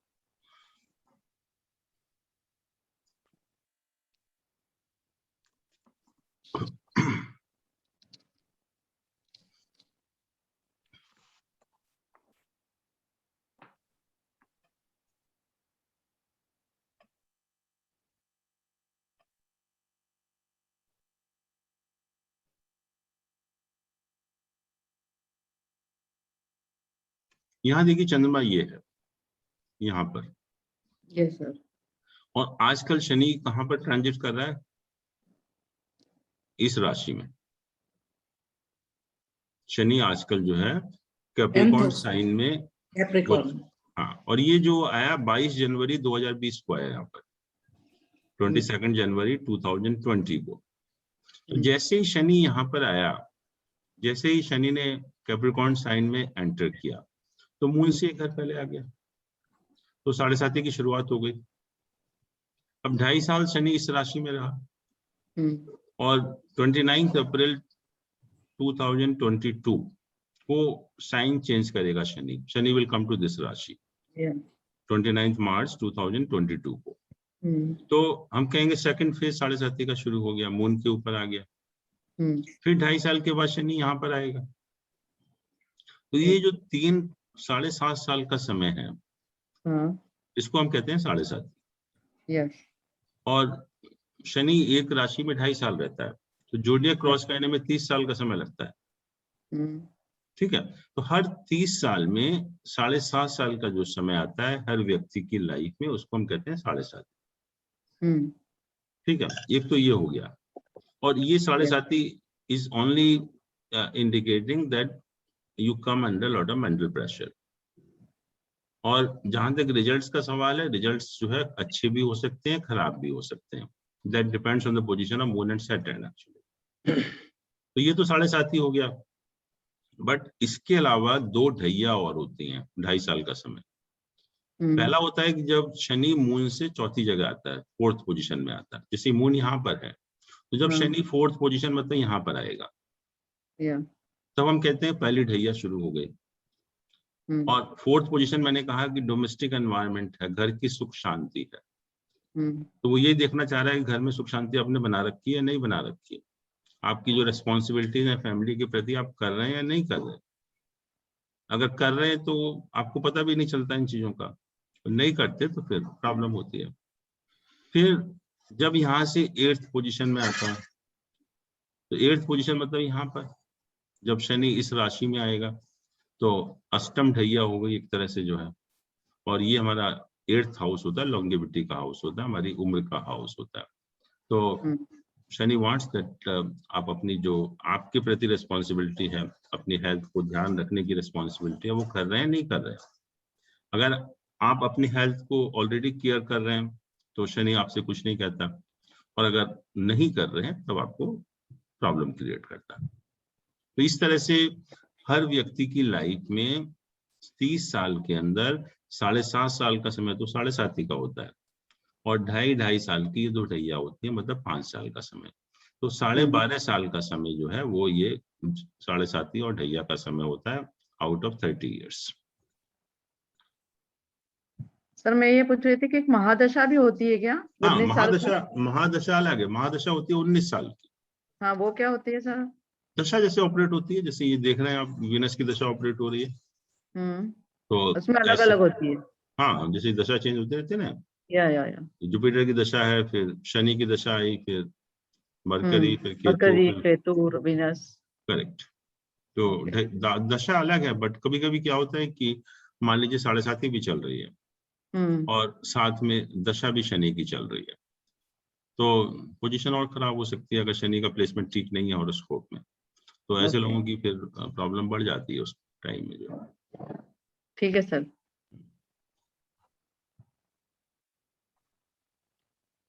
सर किसी जन्म पत्री में अगर कैप्रिकॉर्न में मून है और सैटर्न की ही महादशा चल रही है, तो इट मीन्स कि उसकी 7.5 हो गई और उसका मतलब वो पीरियड हो गया कि मून के ऊपर बिल्कुल। तो इफेक्ट इज मल्टीप्लाइड, कि अगर मान लीजिए शनि अगर खराब है तो पोजीशन बिकम्स वर्स एक्चुअली उस केस में।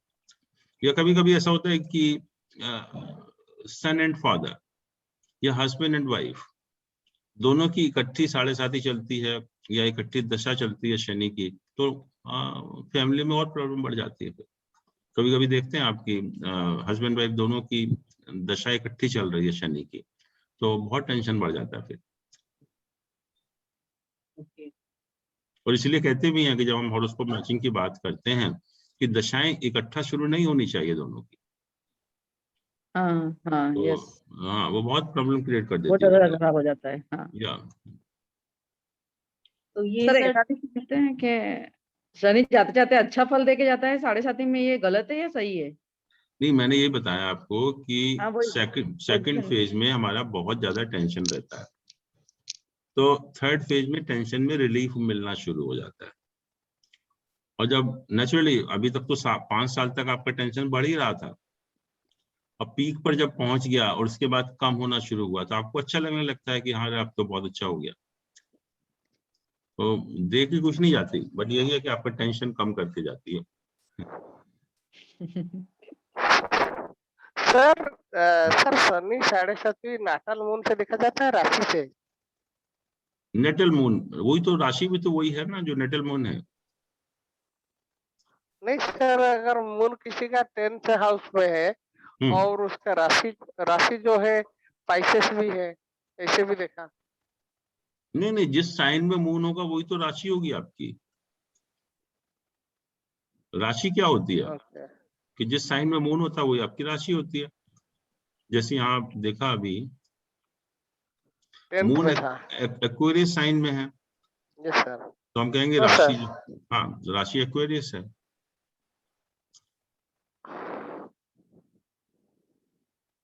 So 3, 6, 10 and 11 या ये उपाचाय houses हैं right and they are good houses.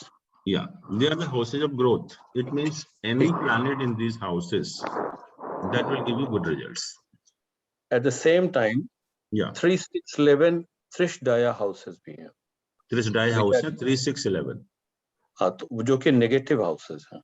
Very good. हाँ. So And 3, 6, 8, 12 trick house भी है। हाँ, तो 3, 6, 10, 11 उपाचाय houses हैं जो अच्छे हैं। 3, 6, 11 मतलब 10 नहीं, लेकिन 3, 6, 11 तो कॉमन हो गया, वो त्रिशदाया भी हो गया, उपाचाय भी हो गया। बिल्कुल ठीक है। अब जैसे मैंने कहा कि 6th हाउस है, लेट अस से 6th हाउस उपाचाय स्थान है, it's a very good house. Second is त्रिक house, it's a negative house, house of your opponents. Third is the त्रिशदाय हाउस भी है। त्रिशदाय हाउस क्यों है? क्योंकि 7th हाउस से 12th हाउस है, 7th हाउस से 12th हाउस है, तो मैरिज रिलेटेड प्रॉब्लम दे सकता है, मैरिज रिलेटेड प्रॉब्लम दे सकता है। दूसरा ये है कि हाउस ऑफ अपोनेंट्स है, कि अगर ये हाउस स्ट्रांग होगा हमारा तो नेचुरली अपोनेंट्स भी हमारे बहुत होंगे। तीसरा यह है कि उपाचाय स्थान भी है, कि कोई प्लैनेट यहाँ बैठा हुआ है तो उसके रिजल्ट खराब नहीं होंगे, उस प्लैनेट के रिजल्ट खराब नहीं होंगे। बट जैसा हम लोगों ने कहा था कि जो 6th हाउस है, it's a very it's a critical house in the horoscope, it's a wonderful house. This is also 9th from the 10th house. 9th from the 10th house means what? Sir पापा का Fortune in the profession. luck, Fortune in the profession, which is most important in anybody's life. So not only these three, this is also the house of fortune. And unless and until your house of profession is related to the 6th house, you cannot be fortunate in the profession. You cannot get a good status in the profession. It is impossible. Okay. और आपने देखा कि 6th house strong होगा जब आपको professional status मिलेगा, लेकिन कैसे मिलेगा? क्योंकि हमने 6th हाउस को स्ट्रांग बना दिया। So you have to face all the problems also. और जो लोग बहुत हाई पोजीशन में जाते हैं आप देखते भी हैं, they don't go straight actually, they have to face lot of problems and hurdles in between, क्योंकि वो 6th हाउस का रोल आ जाता है कि you have to face problems also from the opponents, but ultimately this is the house of fortune in the profession, इसके बिना आप कर भी नहीं सकते कुछ भी, और जितना ही हाउस को स्ट्रांग बनाएंगे there may be problem in the marital life also, because this is 12th from the 7th house. So all the three things you have to see simultaneously. तीनों के इफेक्ट मिलेंगे आपको, त्रिक हाउस का भी मिल रहा है, त्रिसडाय हाउस का भी मिल रहा है, और 9th हाउस का भी मिल रहा है। हाँ, तो साइमल्टेनियसली आपको सारे रिजल्ट मिल रहे हैं, बट इसीलिए मैंने कहा कि उसको बहुत ही क्रिटिकली हमें एग्जामिन करना पड़ता है कि हम कहते हैं कि 6th हाउस स्ट्रांग होना चाहिए, क्योंकि प्रोफेशन के लिए बहुत जरूरी है, and at any cost we can do it at least for the profession actually. और जब प्रोफेशन में स्टेटस मिलना है तो you have to pay something at certain cost, and cost is the problem from the opponents. नहीं, very clear now.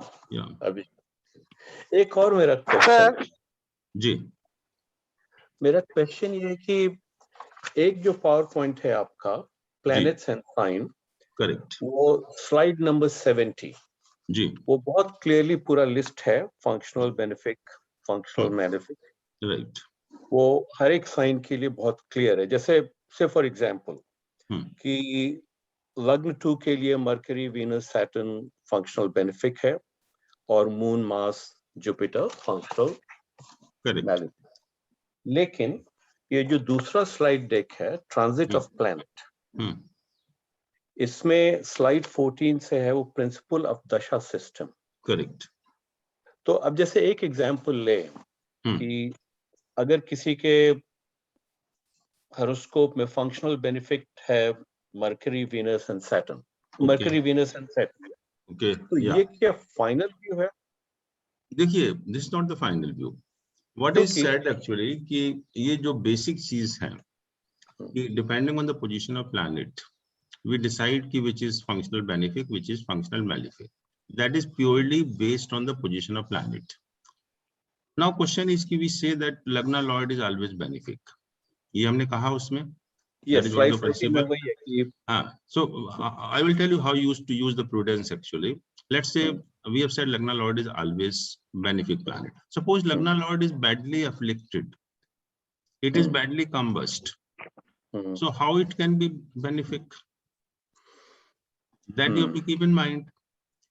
Suppose I say that Saturn is a malefic planet as per the horoscope, but somehow it becomes Yog Karak. Somehow it is in the own sign, somehow it is exalted, and somehow there is a particular Yog, very positive yoga in the horoscope. Let's say Sas Mahapurush Yog. जब भी कोई योग बनता है, that supersedes the normal position of planets. वो एक बात सही, लेकिन जैसे एक है कि दशा of a natural benefic is a favourable result, तो जैसे जुपिटर नेचुरल बेनिफिक है, तो क्या जुपिटर हमेशा अच्छा रिजल्ट देगा? या देखिए, जब हम नेचुरल बेनिफिक और नेचुरल मैलेफिक की बात करते हैं, जैसे मैंने कहा अभी कि जब जुपिटर की दशा ऑपरेट होती है, and suppose Jupiter is a benefic planet, so you get each and everything, it's a wonderful, कोई प्रॉब्लम नहीं होती आपको लाइफ में, कोई हर्डल नहीं आती, कोई प्रॉब्लम नहीं होती, कहीं से कोई कठिनाई नहीं होती आपको जो है। और सैटर्न मान लीजिए कि वो भी एक बेनिफिक प्लैनेट है, तो उसकी जब दशा ऑपरेट होगी तो रिजल्ट भले ही आपको अच्छे मिले, लेकिन साथ में कुछ ना कुछ प्रॉब्लम भी देता रहेगा। नहीं, मेरा कहना कि अगर जुपिटर नेचुरल बेनिफिक है, उसकी दशा है तो अच्छा रिजल्ट देगा, लेकिन अगर मेरा जुपिटर फंक्शनल मैलेफिक है तब रिजल्ट रिजल्ट उतने अच्छे नहीं देगा, रिजल्ट खराब दे सकता है। जुपिटर ऐसा नहीं होता कि जुपिटर के रिजल्ट अच्छे ही होते हैं, बट प्रॉब्लम नहीं होंगी ज्यादा। अच्छा, लेकिन फंक्शनल बेनिफिक, फंक्शनल बेनिफिक आपका काम नहीं हो रहा, लेकिन बीच में कुछ प्रॉब्लम नहीं आ रही। एक दो बच्चे हैं मान लीजिए, एक आपको पता है कि ये तो बहुत सीधा कोई प्रॉब्लम क्रिएट नहीं करेगा, एक होता है कि बदमाश है, मतलब मुझे कुछ ना कुछ वो आदत है उसकी, कुछ ना कुछ गड़बड़ करेगा ही करेगा, तो वो शनि है। मेरा एक लास्ट क्वेश्चन था जी। जैसे बलादी हम लोगों ने पढ़ा तो 30 डिग्री है, तो मिडिल में बलादी ऑफ अ प्लेनेट, तो मिडिल में वो स्ट्रांग है, शुरू में 0 to 10 उतना स्ट्रांग नहीं, एंड में उतना स्ट्रांग नहीं। लेकिन अगर हम एक एग्जांपल ले, सन एक्सल्टेड है, देखिए अल्टीमेट, हाँ फिर मैं बता देता हूँ आपको, that is about 1 part of the strength of the planet। और मैंने आपको बताया भी था कि ultimately we calculate the strength of the planet, we call it a Shadbal। It is a combination of 6 type of strength। आप देख रहे हैं ना, यहाँ पर Shadbal लिखा हुआ है। In this we examine the strength of the planet from hundreds of angles, then we reach to the final conclusion। So once we have this Shadbal, we have to go by this, not by the degree of the planet। The degree of the planet is a very basic thing when we don't have and this takes into account everything, even the degree of the planet also। तो ये 6 तरह की strength है। एक स्थान बल है, दिग्बल है, काल बल है, चेष्टा बल है, नैसर्गिक बल है और दृक बल है। तो ये पोजिशनल हो गया, डायरेक्शनल हो गया, और ये टेम्पोरल हो गया, ये मोशनल हो गया, ये नेचुरल स्ट्रेंथ हो गया, ये एस्पेक्ट स्ट्रेंथ हो गया। और इसका जो टोटल आता है वो ये टोटल षडबल ये है रूपास में जो, this is the strength we have to take into account. So that will indicate which planet is stronger, which planet is a weaker planet। वो केवल स्ट्रेंथ बताएगा, वो ये नहीं बताएगा कि वो बेनिफिक है या। Very good, very good. That will not tell you।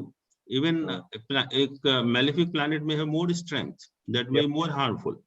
So that you have to decide कि बेनिफिक है या मेलेफिक है, बट उसकी स्ट्रेंथ कितनी है वो यहाँ बता।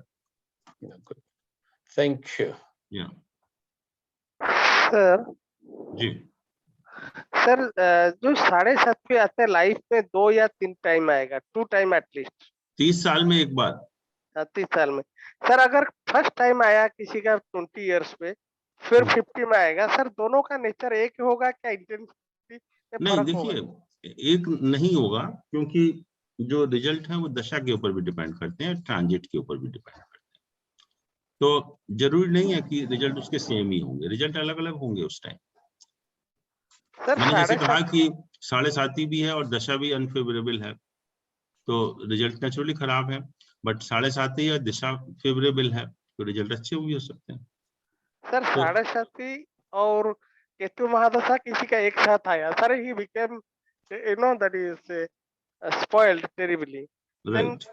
देन जैसे सर 7.5 खत्म हुआ, वीनस महादशा स्टार्ट हुआ, sir things changed radically. Right. तो सर ये दूसरा जो उसका आएगा 7.5, तो तभी सन महादशा ऑलमोस्ट आने वाला है, तो रिजल्ट विल बी सेम और रिजल्ट विल बी डिफरेंट? नहीं, दैट ऑल डिपेंड्स कि सन कैसा है आपके हॉरोस्कोप में। सन अगर बेनिफिक प्लैनेट है तो नेचुरली उसके जो नेगेटिव इफेक्ट है 7.5 के कम हो जाएंगे, और अगर शनि, पर सर शनि और सन जो है बाप बेटा दोनों आपस में नहीं होता है, जो झगड़ा होता है तो नहीं, that is the position when they are placed together in the horoscope.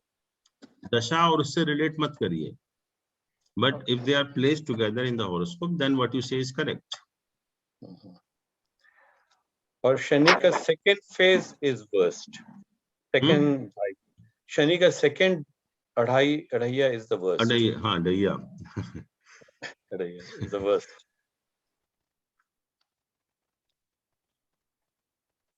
So Shani only want to teach you कि you just improve the quality of life, that's all. But sir, few people I saw when the Shani that is 7.5 starts or Shani Mahadasha, they used to get a job. हाँ, वो ये मैं कह रहा हूँ ना कि results तो will depend on the position of Moon and Saturn। हाँ, मुझे ये बताइए कि मून किसी का वीक है और उसके माइंड पर प्रेशर पड़ेगा तो क्या होगा? पागल होगा। The person will go further under depression। और मून किसी का बहुत फर्टाइल है, मून बहुत स्ट्रांग है, and then somebody puts pressure on that native, then what happens? Sir वो ज्यादा अच्छा करेगा ज्यादा, और रिसर्च करेगा या और ज्यादा अपने माइंड का यूज करेगा। लेकिन सही हेल्थ ट्रबल भी तो देता। नहीं, health नहीं, it can give you any type of trouble because that is the basic nature of the planet. We cannot forget the nature of the planet actually. Sir जो इंसान साढ़े में पैदा हुआ हो और वो 9th हाउस में हो, 9th हाउस कर्क का हो, तो वो सारी जिंदगी कैसा रहता है? वो विष योग की हम बात कर रहे थे जी हाँ, जब मून और सैटर्न आपने बताया ना अभी विष योग। हाँ, जब इकट्ठे होते हैं हॉरोस्कोप में जी, it means he is born at the second phase of साढ़े साथी। जब साढ़े साथी का सेकंड फेज चल रहा था जब पैदा हुआ, और साढ़े साथी के सेकंड फेज में हम लोग मैक्सिमम मेंटल प्रेशर में रहते हैं। ठीक है। तो जब उसका जन्म ही ऐसे टाइम में हुआ तो वो तो परमानेंट स्टैम्प हो गया on the nature of that person. Okay. तो जिसको हम कहते हैं दुखी इंसान होते हैं कुछ लोग, कि उनको आप कितना भी अच्छा एनवायरनमेंट दीजिए, कितना भी अच्छा माहौल बना दीजिए, लेकिन वो एंजॉय नहीं करते उसको। वो एक कोने में बैठ के कुछ ना कुछ अपना सोचते रहते हैं वो। तो उस टाइम का नेचर बन जाता है। That's why it is called a विष योग। क्या अनजाना डर होता है या क्या होता है? हाँ जी, एक कोई अनजाना डर है? डर कुछ नहीं है, मेंटल प्रेशर में है बस, डर वर नहीं है कुछ भी। और जब उसकी फिर इट में भी गुड, जब उसकी शनि की महादशा, हाँ जी, और जब शनि की महादशा आएगी उस इंसान की, तब वो डिपेंड करेगा शनि की पोजीशन कैसी है, उसके ऊपर डिपेंड करेगा। ये मैंने कहा ना कि एक नेचर है, this is a part of your personality. I am not saying कि इट्स गुड और बैड, नेचर है। कुछ लोगों का नेचर खुश मिजाज होते हैं, कुछ लोग ऐसे ही होते हैं, दुखी इंसान होते हैं। तो ये दुखी इंसान कैटेगरी में आएगा बस, और कुछ नहीं। ठीक है, thank you sir. Okay then, see you tomorrow. Thank you sir. Yes sir. Okay sir. Okay, thank you. Good night.